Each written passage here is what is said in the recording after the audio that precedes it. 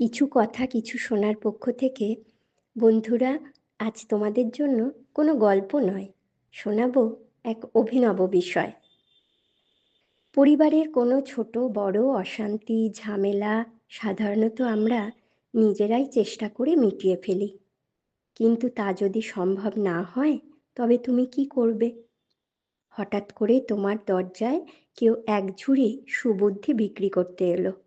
তুমি সুবুদ্ধি কিনে তোমার সংসারে তা অ্যাপ্লাই করে উপকার পেলে, মানে অশান্তির অবসান, শান্তি বিরাজমান। কেমন বিষয়টা? দারুণ না? না না, বিষয়টা ঠিক এরকম নয়। তাহলে বলি চলো।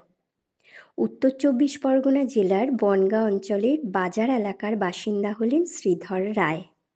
তিনি তথ্য প্রযুক্তি সংস্থায় অল্প মাইনের একটি চাকরি করতেন, কিন্তু 2020 সালের লকডাউন চলাকালীন তার চাকরি চলে যায়। অনেক মানুষের মতন তিনি বড় সংসারের দায়িত্ব সামলাতে গিয়ে অথই জলে পড়েন। তিনি তখন তার জমানো স্বল্প পুঁজি দিয়ে বনগাঁ ট বাজার অঞ্চলে বাচ্চাদের খেলনা নানান গিফট আইটেম নিয়ে একটা দোকান দেন, কিন্তু তাতেও বিশেষ লাভ হয়নি। এরপর তিনি একটি অভিনব উপায় বের করেন। একটা সাদা কাগজে বিজ্ঞাপন লিখলেন, এখানে সততার সঙ্গে সুবুদ্ধি বিক্রি করা হয়। এই বিজ্ঞাপনে পথ চলতি মানুষের স্বভাবতই নজর পড়ে। কৌতূহলী মানুষ ভিড় বাড়াতে থাকে। শ্রীধর রায়ের দোকানে তখন যথেষ্ট ভিড়, আর সেখানেই তিনি স্বল্প মূল্যে বিক্রি করছেন সুবুদ্ধি। কি সেই সুবুদ্ধি, আর কেমন করেই তা বিকোচ্ছে? তাহলে বলি।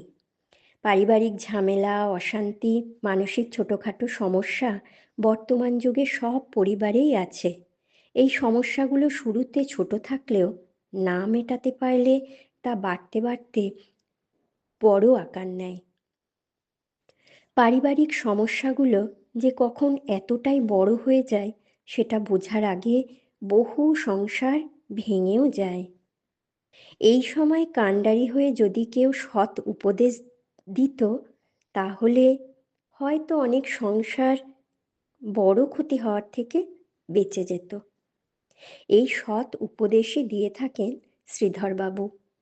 তার উপদেশে ইতিমধ্যে অনেকের উপকার হয়েছে, আর তাই তারাও নিজেদের পরিচিতদের কোনো সমস্যা দেখলেই তাদেরকে শ্রীধরবাবুর কাছেই যেতে বলেন।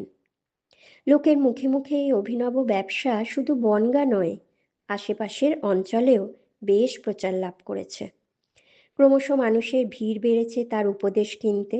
যদিও তার দোকানে এখনও খেলনা গিফট আইটেম এসব বিক্রি হয়, কিন্তু মানুষ তার সুবুদ্ধি কিনতেই বেশি ভিড় জমায়। তাই এখন তার লাভও ভালোই হচ্ছে। প্রশ্ন হলো, এই বুদ্ধিগুলো যদি কাজ না করে তাহলে কি কোনো ক্ষতি হতে পারে?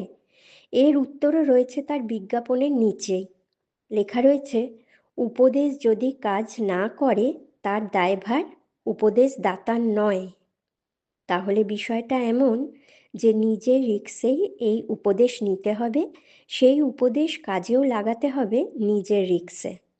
তাহলে বলা যেতেই পারে, পারিবারিক সমস্যা সমাধানের ব্যাপারে সুবুদ্ধি অবশ্যই নেওয়া উচিত, কিন্তু মানসিক কোনো সমস্যা হলে অবশ্যই ডাক্তারের দ্বারস্থ হতে হবে।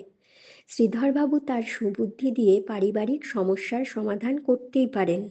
মাথায় রাখতে হবে, উনি কিন্তু ডাক্তার নন। মানসিক সমস্যা যতই ছোট হোক না কেন, ডাক্তারের পরামর্শ ছাড়া অন্য কারোর পরামর্শ নেওয়া কখনোই উচিত নয়। বন্ধুরা, যদি উপদেশ নেওয়ার প্রয়োজন আছে তোমরা মনে করো, তাহলে যেতেই পারো, দেরি কেন? উপকৃত হলে অবশ্যই কমেন্টে জানিও কিন্তু।